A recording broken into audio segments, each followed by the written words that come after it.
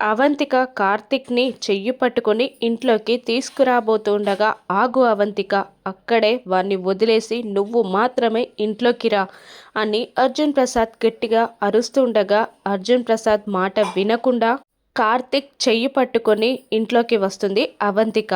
వాడు వీడు ఏంటి, అల్లుడన్న మర్యాద కూడా లేకుండా అలా అంటున్నావేంటి అని అర్జున్ ప్రసాద్కే ఎదురు తిరుగుతుంది అవంతిక. ఆ మాటలకి అందరూ షాక్ అవుతారు. అహల్య ఏమీ చేయలేక సైలెంట్గా చూస్తూ ఉండగా, సుభద్ర అవంతికని ఇలా అంటూ ఉంటుంది. అసలు అతను ఏం చేశాడో తెలుసా, అతను చేసిన పనులు తెలిస్తే అని ఏదో చెప్పబోతుండగా, నాకు అన్నీ తెలుసమ్మా అని గట్టిగా అరుస్తుంది అవంతిక.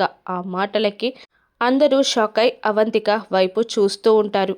అప్పుడు అర్జున్ ప్రసాద్ అవంతికని, వాడు చేసిన పాపంలో నువ్వు పాలు పంచుకున్నావు అంటే నీకు కూడా ఈ ఇంట్లో స్థానం లేదు, నువ్వు కూడా బయటికి వెళ్ళిపో అని గట్టిగా అరుస్తూ ఉండగా, అలా అయితే మాకిస్తానన్న ఆస్తి ఇచ్చేయండి, మేం సంతోషంగా వెళ్ళిపోతాం అని అవంతిక అంటూ ఉంటుంది. ఆ మాటలకి అర్జున్ ప్రసాద్ షాక్ అయి అవంతిక వైపు చూస్తుండగా, సుభద్ర, అహల్య అందరూ బాధపడుతూ ఉంటారు. ఇప్పుడు నిజంగానే అవంతిక కార్తిక్ని ఇంటి నుండి గెంటేస్తారా, లేదంటే ఆస్తి ఇస్తారా?